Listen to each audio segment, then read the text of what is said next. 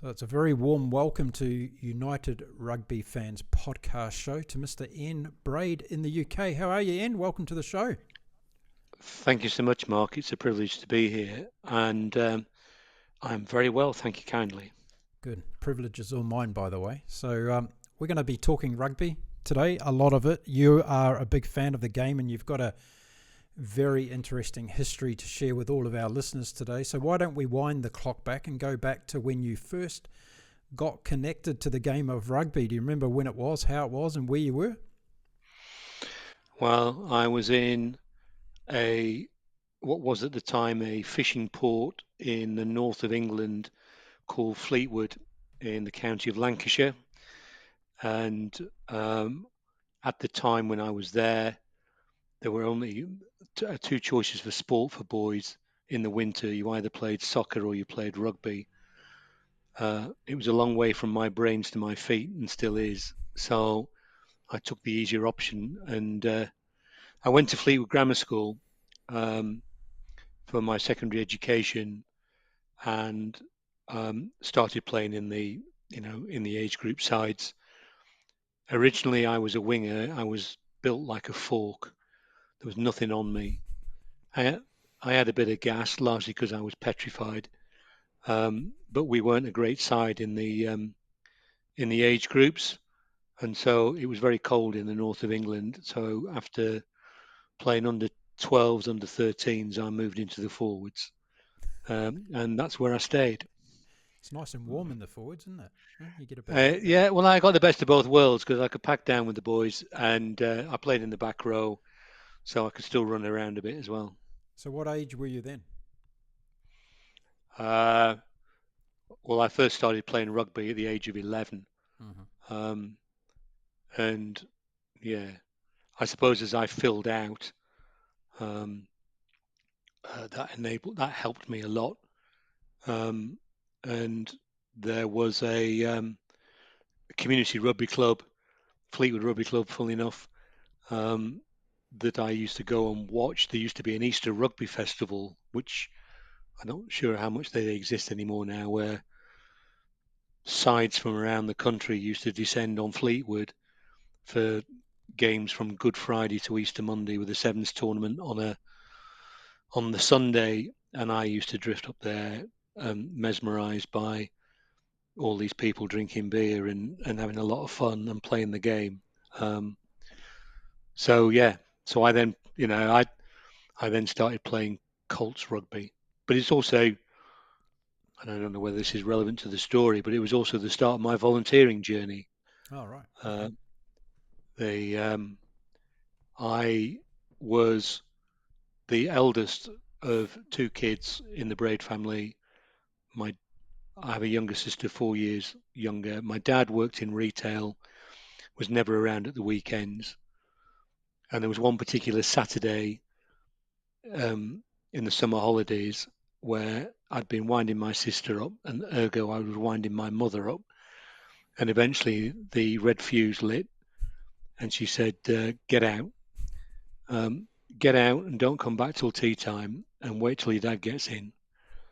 And I didn't know what to do, so I think I'd read in the local paper that the rugby club was open, and I drifted up there, as I say, in the August, and the elders of the club, Bill Snasdall and Alan Wilson, two very big gentlemen, what you doing here, Ian? Because we're not doing any training today. And I said, no, I know that, but I saw an advert in the Chronicle that said volunteers wanted to paint the clubhouse to get it ready for the new season.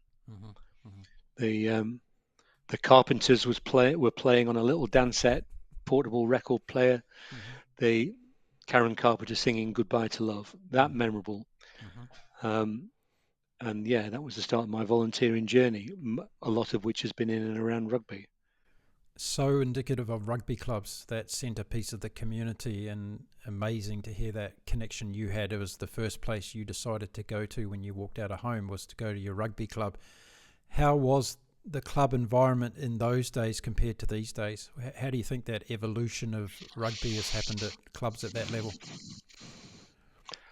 I don't think there's one template answer to that. I was a journeyman rugby player. I was good, but was never going to be trouble in the selectors. And I moved around the country, um, largely because people found me out, and moved me on. But I had a pair of rugby boots, and it got me. If I moved from Manchester to Bristol, Bristol to London, whatever, a pair of rugby boots got me you know, 14 mates, whatever. Um, and one of the clubs that I played for, probably the best club I played for in terms of standard, if you will, was a club called Esher in Surrey. Hmm. Um, and Esher has evolved over time, but I go back probably once, twice a year, and it still feels the same. Hmm. Hmm. So, the toilets may be better, Yep. but there's still the old fireplace in the corner, and it still has the same look and feel. And I think people lose that at their peril. Hmm. Um, Hmm. because I think it's like you say, for many people, it's an important touchstone. Yep. Yeah, changes lives. And it obviously had a huge impact on yours at that time. So you ended up going to how many clubs? 7 clubs, was it? Uh, well, if you want the in chronological order, it would be Fleetwood, Manchester University, Carlisle, Davenport, Clifton, Esher, Old Albanians. I'll get my coat. I'm Okay. out. Okay. That was it. If you're watching this show today from anywhere in the world and you've got a connection to one of those clubs that Ian just spoke about, drop me a comment. I'd love to know whether you've got any history with that club, and I bet you somebody does, Ian. I guarantee we get somebody that's got a history with one of those Well, it's a clubs. bit like 6 degrees of separation, isn't it? People Yeah. in rugby know somebody who knows somebody who's got a connection to a club. Yeah. So when you were back in those days, when you were playing, and like most young kids, like I used to in New Zealand, I had my favourite idols in the game, and I used to go out onto the field with my little ball and kick it around and pretend to be those players. Who were your idols back in the day?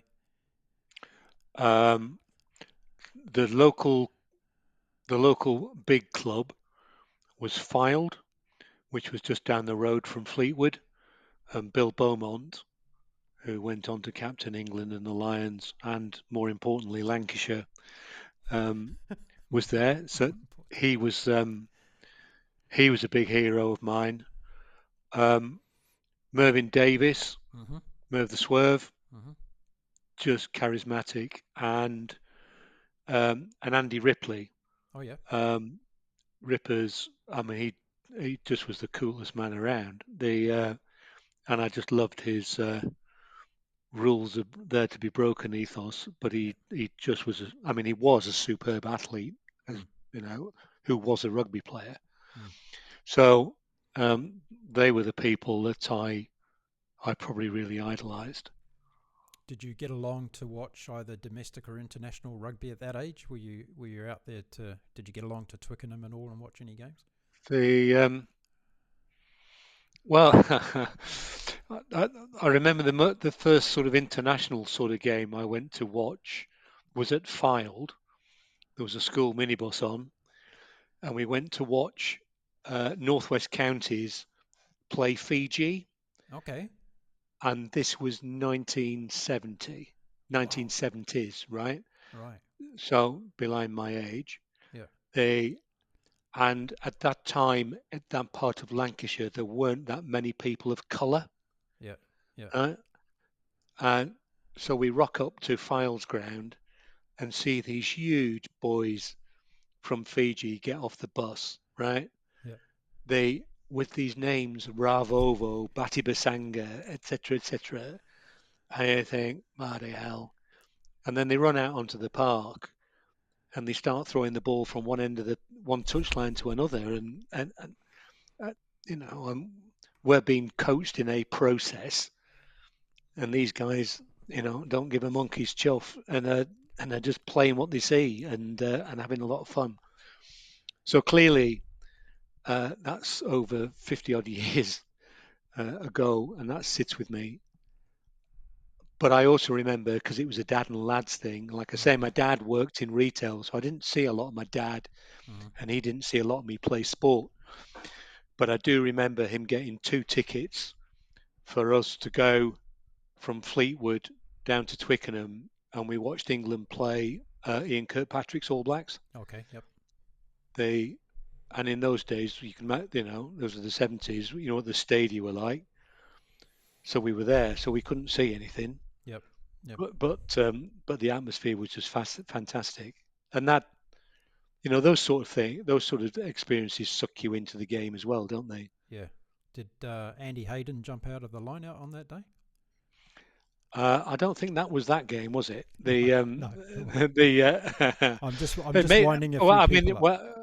well, yeah. Well, particularly if there's people from Wales listening, I'm sure they'll be very upset and Yeah, they don't like deleting that their one. subscription with you. Well, you know what the lineouts were like in that sort of day. So everybody was leaping out the lineouts, Yeah. It was a or mess. catching the ball with their outside arm and loosening somebody's teeth with the inside elbow. Yeah. Which was brilliant, by the way, right? Self-policing lineouts. Yeah. Yeah. So, so going back. Far better than the come dancing routines we have now. Yes, indeed. So going back to that Fiji game for a second, though, Northwest Counties, there's some history there with the All Blacks too, isn't there? On tour.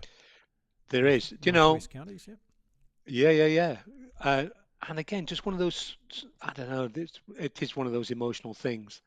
The Northwest Counties beat the All Blacks at Workington, I think, right. in Cumbria.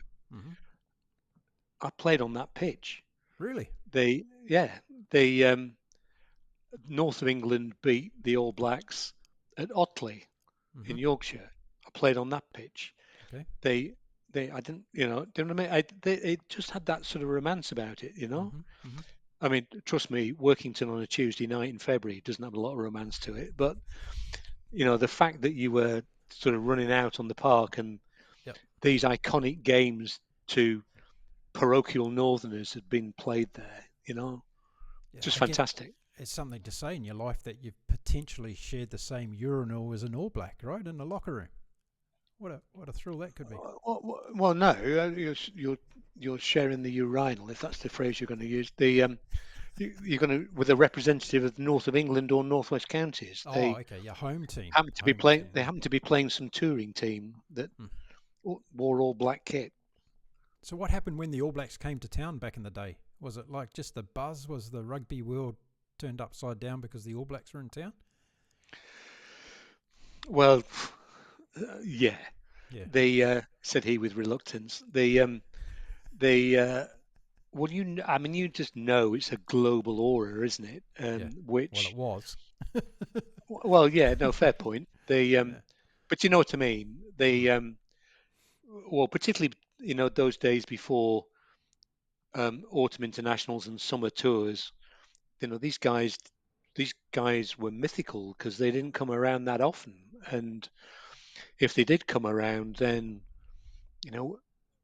they may play a game in Twickenham, which is, to a lad from Lancashire, that's on the other side of the world. So you would never get that opportunity to see them in the flesh. So for me, and particularly with the travel in those days as well, it was a real schlep to get from Fleetwood to Twickers and back in a day, because that's what my dad wanted to do.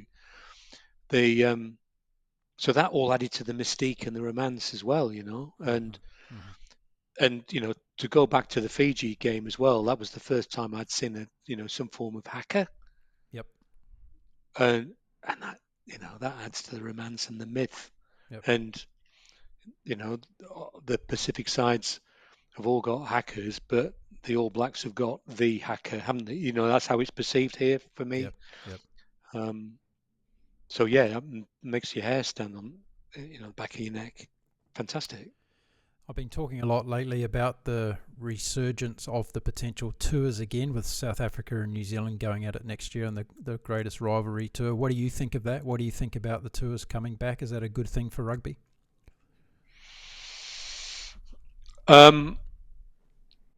touring is exceptional, right? And I have had the privilege to do three or four.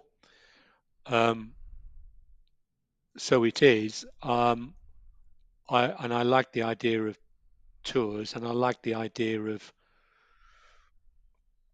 um, even if it was people talk about the potential of the Lions going to France, but you can imagine the British Irish Lions playing Toulouse one day and Bordeaux Begler the next. Fantastic.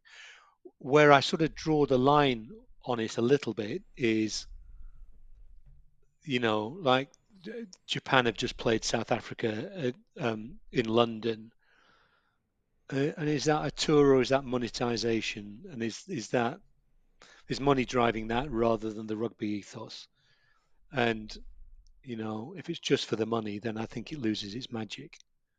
So if South Africa go on tour, then well, I live in Sussex now, right? So actually, it'd be good for South Africa to come back and play in Sussex because that was that game against the Japanese, which took place in Brighton. Brighton. Yep. But if we could cobble together regional sides to give these guys a game or the members of the squad a game, then I think fantastic. Yeah. Now, going back to your early days in the game, we know how important it is in terms of the teamwork that's involved in rugby for young boys and girls now, of course. Your own evolution, what did rugby teach you as a human being in those early years?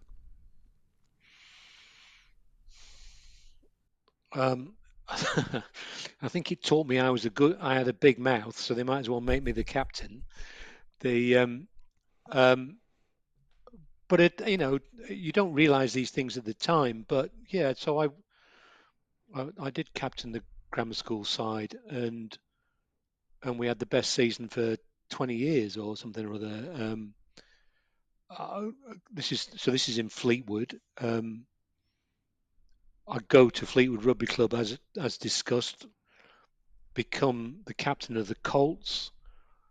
That gets me a seat on a committee, um, which I attend and don't necessarily contribute to, but it gave you that idea of teamwork and responsibility, and um, so I like that. I like the team ethic. You know, I like the opportunity. If if I've played well, it's because the opposite man has made me played well because he had a good game too. So we might have punched the living daylights out of each other for 80 minutes, but then to go and have a beer. Mm. Um, Mm. so that the importance, life is competitive, winning and losing. It's important, but nobody's died. So to learn from that and to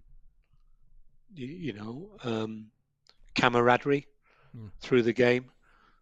So yeah, so it's given me a lot, and in different guises, I've tried to give a bit back, and maybe that was being the match and ref sec at Isha Rugby Club, thankless task being the ref sec, but it enabled people to be able to play. If if Guildford and Godalming thirds have cried off, I had to go and get a game there was then a fixture bank so that Isha fifths could play and everybody got a game, and we had to make sure there was a ref. So you're doing things for other people's enjoyment as well. Mm. Uh, so yeah, and friendship and networks. I mean, like you know that the godfather of my daughter was somebody who I played rugby with at Isha back in the day in the Mm-hmm. 80s. Mm-hmm. Um, so that friendship and network and all of that. Um, when you get to when you get to this my tender age now, you look back and you think, yeah, it's given me a lot, and I think therefore, I'm very grateful for that, and without sounding, the patron saint of Sussex. I'm very grateful for that, and I feel very privileged. And privilege gives responsibility; it doesn't give entitlement. So, what can I do um, to introduce and embed rugby and its values in other people's lives? And I try and do that. Yeah, brilliant.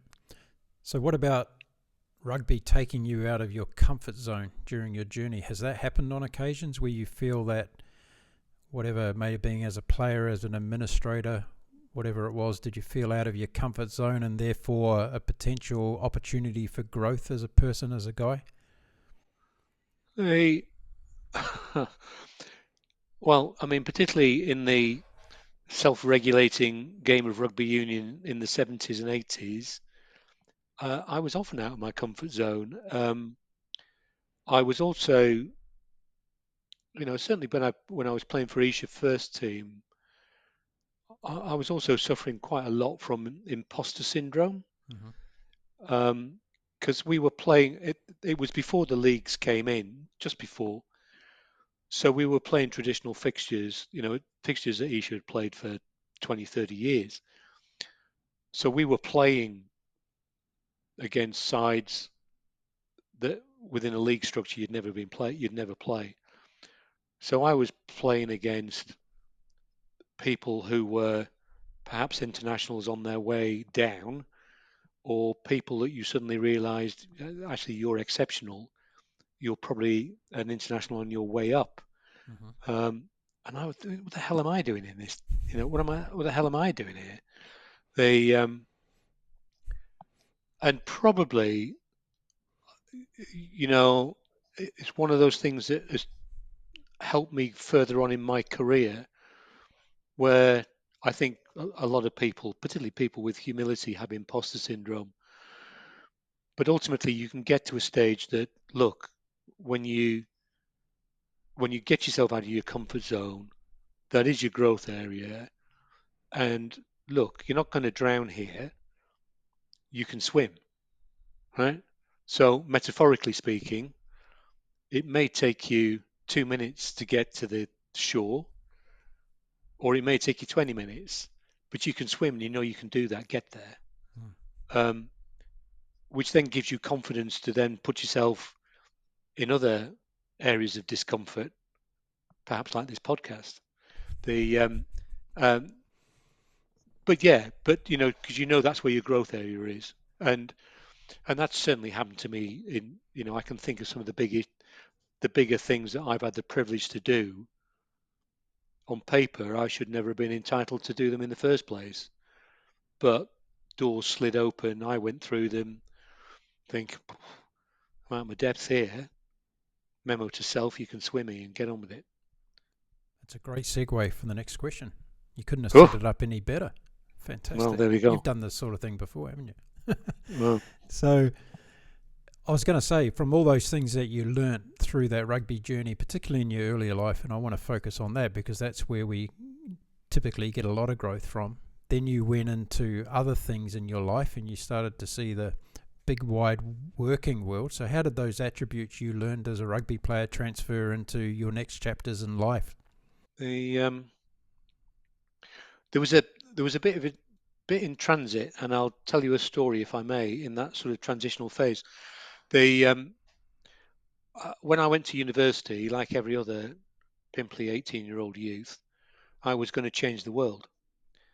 The And the way I thought I was going to change the world was through it sounds nerdy, but through town and country planning. What I wanted to do was use my university qualifications to give me professional exemption as a town planner, but I never wanted to be a town planner. I wanted to study a Master of Science in Pollution and Environmental Control, which was in the 1980s sustainability before it was a thing. The Did you think the so world was too dirty or something? the I went on a geography field trip to Mm. central Lancashire and saw Skelmersdale New Town, which was a first generation new town and just poorly designed. And we also went around places like Wigan and St Helens, where you saw the impact, the collateral damage of the mining industry on those communities, and it just was awful. So I thought I was going to do that. Anyway, at the time when I left university, there was a woman called Margaret Thatcher who was our Prime Minister, and her sidekick was a guy called Michael Heseltine, who was the head of the Department of the Environment, and they just weren't interested in that, so I couldn't get a job. I therefore went as a 23-year-old. I returned to live with my mother and father, which is when I had a season playing rugby for Carlisle up in Cumbria, the very north of England, which meant that I played in what I believe is the oldest established Anglo-Scottish club rugby fixture, Oh, okay. no less, Okay. which was the annual New Year's Day fixture between Carlisle and Langham. Okay. Langham being across the wall, Yep. across the border, in the borders. Yep. Um, Two different philosophies to the game. Colleagues of mine in the starting 15 the next day went out on New Year's Eve with their kit bags in case they either A, got lucky, or B, arrested. And our opposition, Scotsmen no less, had a dry New Year's Eve and kept off the booze Oh, until after the game. so you got thrashed Uh, 60-0, did you? I don't think it was that close. They so yeah, but so anyway, I eventually got a job, and I was in financial services, and I had to move around in financial services. Some of it was because of training, some of it was because I was getting promotions. But because I turned up to rugby clubs um, as a newbie for pre-season training, or halfway through a season or whatever, then I think it gave me social confidence to go into new working environments and new cultures. Mm-hmm. Um, um, and the rugby gave me a balance as well between, here I am trying to build what is loosely described as a career, but I had release from that because I knew every Tuesday and Thursday night I was having a run out with the boys, or maybe a game on a Wednesday night or whatever. Mm-hmm. Um, so, it taught me about teamwork. Um, and as I approached and went through managerial grades, the fact that I'd been captains of sides, and sat on committees and things, I think that helped me too. Mm-hmm. Mm-hmm. I wish in a way somehow, and it's more captured now, Yep. um, on social media and things, but this was the dark days when there were just landline phones and things. So you never. But I see it now, and I suppose what I do now is I had the privilege of having a son as well, and a daughter. But Harry, my son, well, on the day he was born, he was presented with a rugby ball. There you go. The Solid which he choice. knocked on. He knocked on, by the way. He knocked on. Okay. The But yeah, no, Harry wanted to follow followed his mates for a while playing soccer. But there was a day when he said, "Dad, do you mind if I try rugby union?" Yeah. Oh, here I am in Haywards Heath car park, Dad. There, Well, yeah, there you get on go. with it. Yeah. They so yeah, so as well as in work, I think in my role as a parent, the value of sport, and the morals and the values of rugby, I think I've tried to apply those with my kids too. Now, one of the questions I'm asking guests that come on the show is, what is the state of rugby in your country at the moment in terms of having a helicopter view of it? We've got people listening in from all over the world. I've got a pretty good take on some things that are happening in different countries, but it's never like talking to someone who's living and breathing it every day. So what would you say the state of rugby is in the UK at the moment? Um, well, I'll probably focus on England if I may, because I can't necessarily speak for rugby fans in Scotland. I'm really sad about the state of Welsh rugby. Mm. I'm probably not sad about the state of Welsh community rugby, because if you look on, you know, BBC Saturday Sport rugby results, there there are a plethora of community sides playing, and I hope they're alive and kicking. But from the top down, it's not looking. From this side of the Severn Bridge, it's not looking great. Mm-hmm. And people tell me from the other side of the Severn Bridge, it's looking even worse. Mm. So the governance and the fracturing between the professional sides and the WRU isn't great. And I can't speak for the numbers coming through the game there. You look in England, then I think at the top of the game, well, people talk, don't they, about the RFU lost the opportunity when the game went professional to try to put in centralised contracts and things and run sort of like the Irish model. Mm-hmm. Um, so you have the RFU with the Prem clubs, and the owners of the Prem clubs are not the sort of people who, I think, with respect, are used to following other people's instructions and guidance, because that's not how they made their money. But they're investing in a passion, and they deserve to have their say. Community game, I think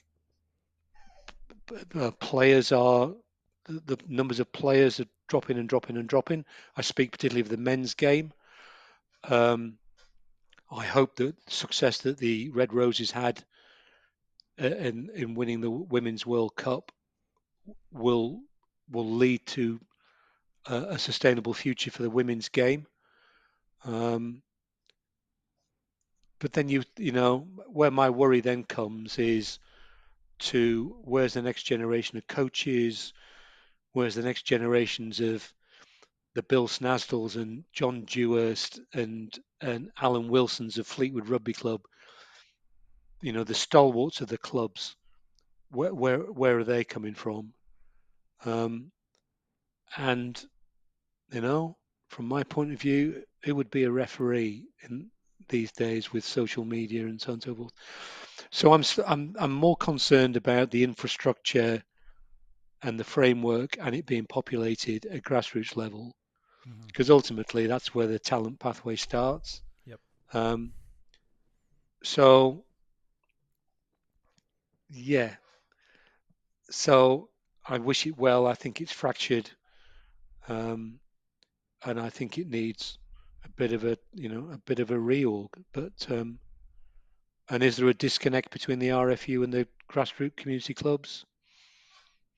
I think there probably is, because the grassroots clubs are tied to the county boroughs, the county boards. The county boards provide representatives to the RFU council. It's all a bit unwieldy and a bit out of date to me.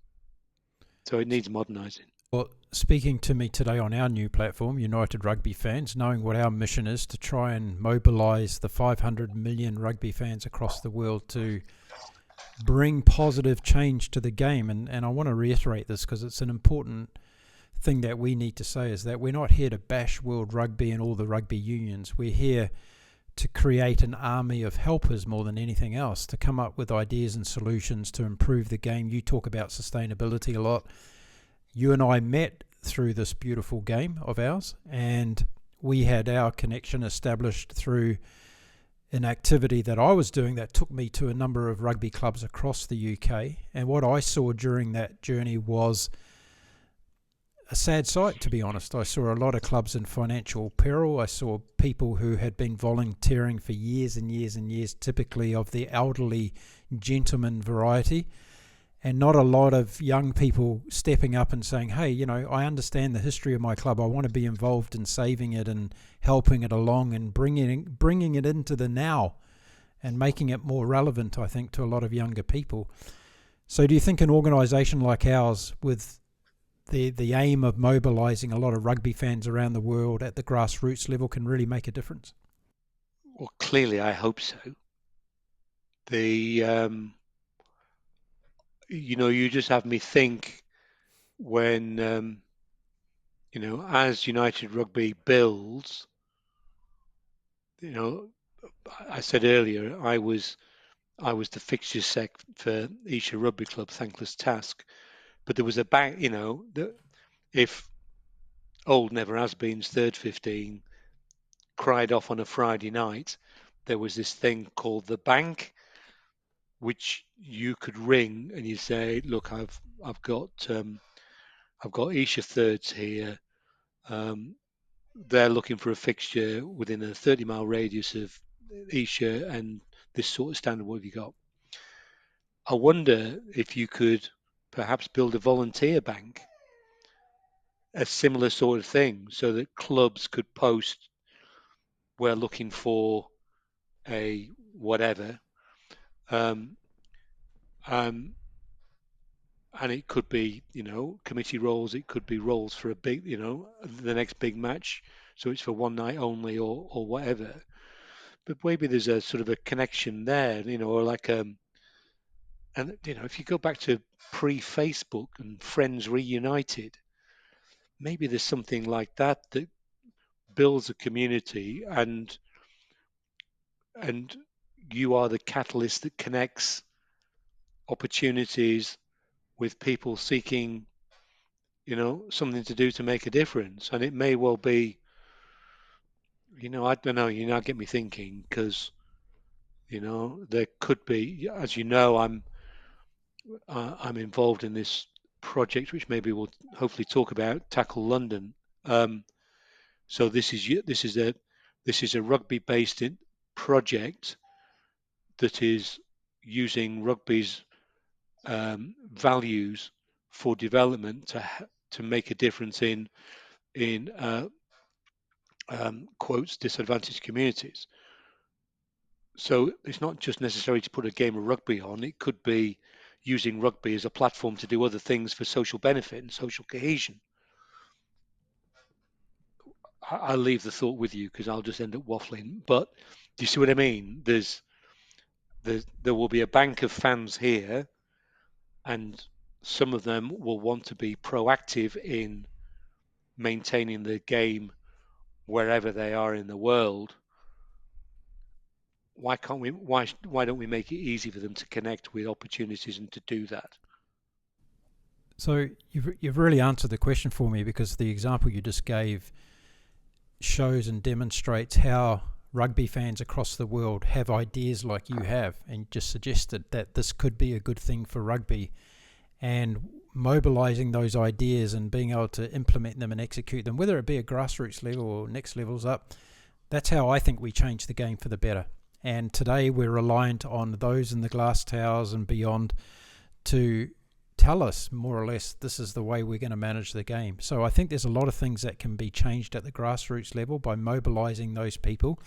And it may be, like you said, that someone on the other side of the world has an idea that can change something in your rugby club or add value to that process that you're working on. And it could be just something as simple as, getting people to come and watch the games. And technology is enabling us to do that more and more these days as well. So that's something else. But the power of rugby, the power of the rugby family, I know you've got a good story to share with us about that. So why don't you tell us about the incident you were talking about with me off air, and just tell the listeners about what happened because of the power of the rugby family.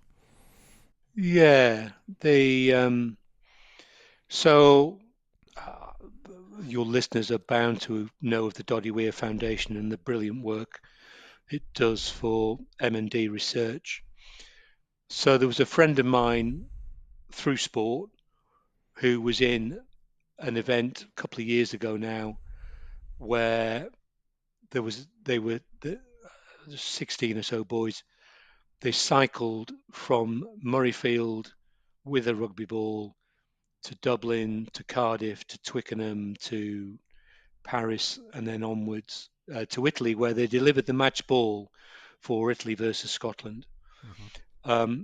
And my mate Tom he'd rung me once and he'd said, when we leave Twickenham, we're going to head down through Sussex to Newhaven, the port, because we're on the overnight ferry to Dieppe, and then we'll carry on cycling because they cycled 24/7. Mm-hmm. 20 Mm-hmm. they anyway they started doing all the planning. And I get a panicky call from your man. We've now got a problem. We The local ferry company has cancelled the overnight sailing. Mm-hmm.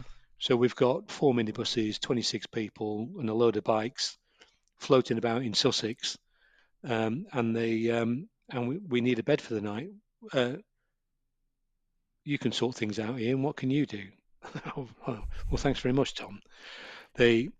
So I dropped an email to the chair of Lewis Rugby Club and Seaford Rugby Club, community clubs in the county, both close to the port of Newhaven, because these guys had to be there at 6 o'clock in the morning to get on the early morning ferry. Um, the both chairs wrote back to me within 24 hours. If we could have some more plans here in the detail, it'd be great. But whatever we can do will help. Mm-hmm. So as it transpired, I went to a pre-match lunch, Seaford versus Burgess Hill, and I was allowed to speak at the pre-match dinner. And they organised the raffle, and there was some other draw of some sort or the other. Anyway, all proceeds plus a couple of donations were given to me, some bloke who's just rocked up, for the Doddy Weir Foundation. Better still, the entourage were put up on the floor of Lewis Rugby Club for the night. I talked to a mate of mine, Scotsman, also a former rugby player.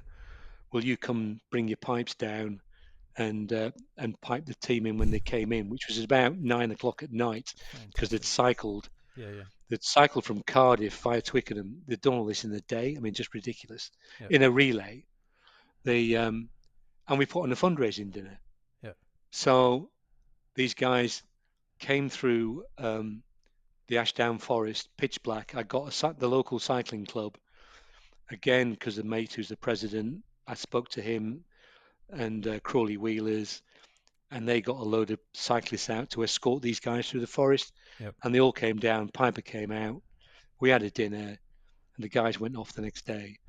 And I haven't spoken to those people since, and it doesn't matter. But I know that if I was to ring them tomorrow or drop them an email tomorrow, they may raise their eyebrows and think, "Oh bloody hell, it's that Ian Braid again." But I know they'd help, Yeah, exactly right. and that's rugby. That's That's rugby. rugby. That's the rugby community. That's the rugby family. Yeah, And we were all doing it to help yep, Doddy Weir, bless him, yep, and more importantly, people less fortunate than ourselves who either live with or have members of their family who have MND. yep. So it just was brilliant for me. It was the spirit of rugby writ large. That sums it up, doesn't it? That's what rugby's all about. If you ask anybody Mm. about it, that's the connection we have, and it doesn't matter what language we speak, what jersey we wear on the weekend. It unites us globally, right? Yeah, It's brilliant. yeah. Okay, to segue to our last topic today on the podcast show, you mentioned earlier today in the show that you went down to your local club as a young boy to volunteer, and that's been a theme that you've followed with throughout your life in terms of volunteering for all sorts of great causes, and in particular working on the welfare of athletes and players in different codes. And now you're working on another exciting project in London. So why don't you tell us a bit about that and what's going on? Well, yeah, no, you'll like this as well. There's a charity in the UK called the Wooden Spoon Society, Wooden Spoon, which is rugby's charity to help disadvantaged children and young people. Right? I through another circuitous route and another story, um, I learned another lesson in life. When there is a new committee or a new board forming, when it gets to election of officers, do not go to the loo. Because I went, I attended Hove Rugby Club, where there was an inaugural stakeholder meeting for setting up the Sussex region of Wooden Spoon. Mm. I mistimed my need to go to the loo. I went, and when I came back, I was the chair. The and the biggest tournament, fundraising tournament around here at the time was called the Sunshine Sevens Mhm. at East Grinstead Rugby Club. It's been going for years, even before rugby festivals were a thing. It's going 20 years before that. So I went up cap in hand, and I spoke to the committee, and I said, "Would could Wooden Spoon be the benefiting charity for this season's tournament?" And Smooth Talk and Influence got the gig, and we raised money for our first project, which was for an independent living area for Chailey Heritage School, which is for people living with severe disabilities. Um, and I never spoke to members of the East Grinstead Committee again until um, a couple of years ago, and the main man at the time was a guy called Gary Gordon, and we'd been linked in, like congratulations on your work anniversary, sort of nonsense, like Facebook, LinkedIn version of Facebook. 2 Januaries, not this January, the January previous, 24. I wrote to Gary and I said, it's been 20 years since we did the Sunshine Sevens. Shouldn't we have a beer? He said we should. He said the only problem is it's dry January for me. So I find the only Irishman on the planet who's going through dry January, right? So we meet for a cup of tea in Tully's tea rooms, which all sounds terribly la-di-da in English.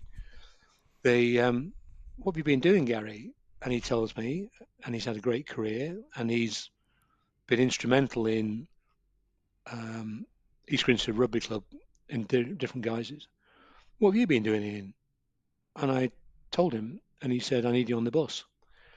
Um, and East Grinstead, um, 5 years ago or so, had a director of rugby, Kiwi, expat Kiwi, called Matt Ritana. Mhm. And Matt was a custody sergeant in a police cell in Croydon in South London.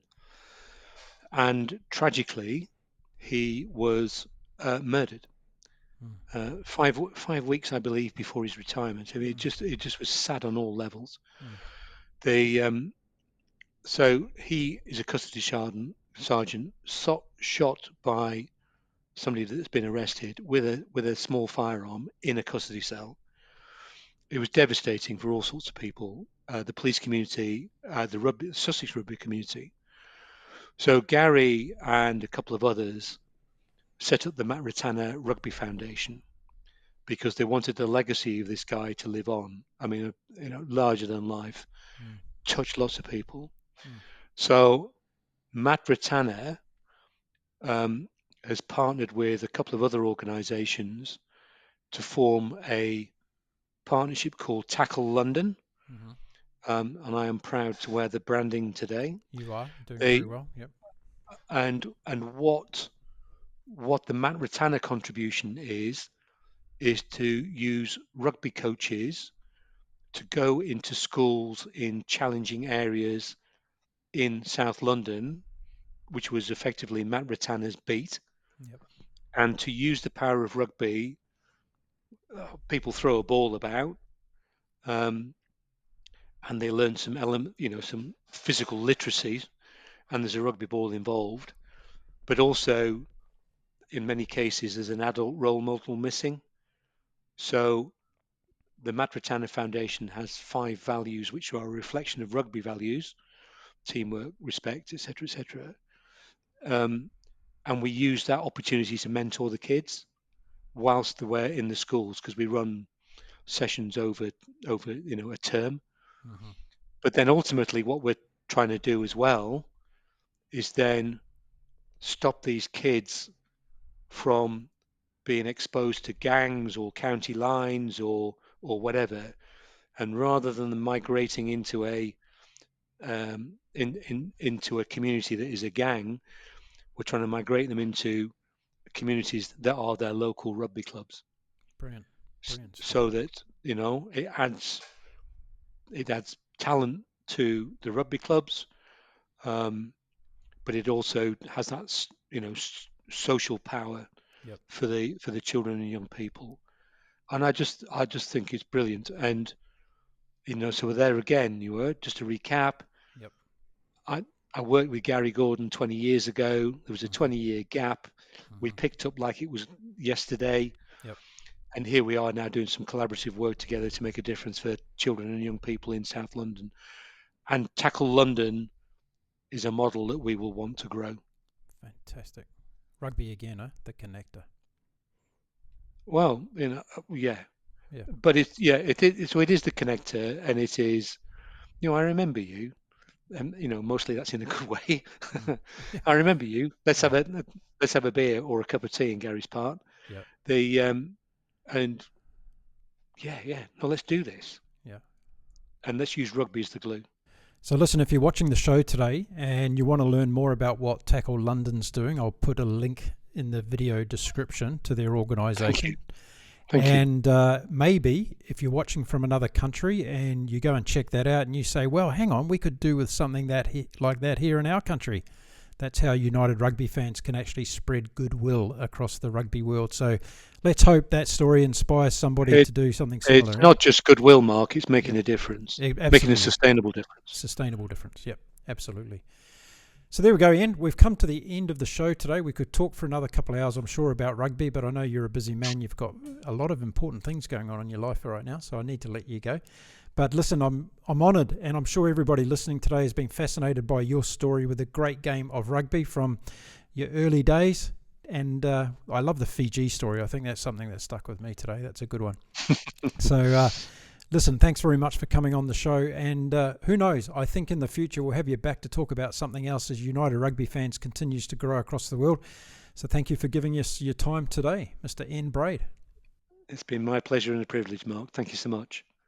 That was Ian Braid, everybody, joining us from beautiful UK today, talking to us about his journey with rugby. I hope you enjoyed it as much as I did. It's always fascinating to hear people's stories about rugby and how it's impacted their life journey. And as you heard from Ian today, it's not only being a player when he was young, going and watching games of international teams, but also volunteering, giving back to the game, and the rugby connection, and now working on this great project at Tackle London, where he's able to give back and make a difference in his local community. I think that really tells us more about the essence of the great game of rugby, doesn't it? And that's what United Rugby fans is all about. So I'm hoping you're enjoying these shows on the channel that we're bringing you now. We want to talk to rugby fans all across the world. So if you'd like to be on the show and share your journey with rugby, hit us up. Send me an email to mark@urfans.org. And we'll have a chat and see whether or not you'd like to come on the show and talk about your rugby journey. We're going to be doing a lot of this on the show, but we're also going to be talking to a lot of other people within the field of rugby. We're going to have coaches, administrators, people that are making decisions on the rugby we watch today. All those sorts of things are coming up on United Rugby Fans podcast. So if you haven't already hit the subscribe button, do that. Give this video a thumbs up and a like if you've enjoyed it. And as I said, I've included in the video description of this show the link to Tackle London if you want to check out what Ian's doing there with a team of great rugby supporters. Okay, that's it for this particular episode. I'll be back again really soon with some more content here on United Rugby Fans podcast. Thank you for your time. Thank you for watching, and I'll see you all again very soon. Bye for now.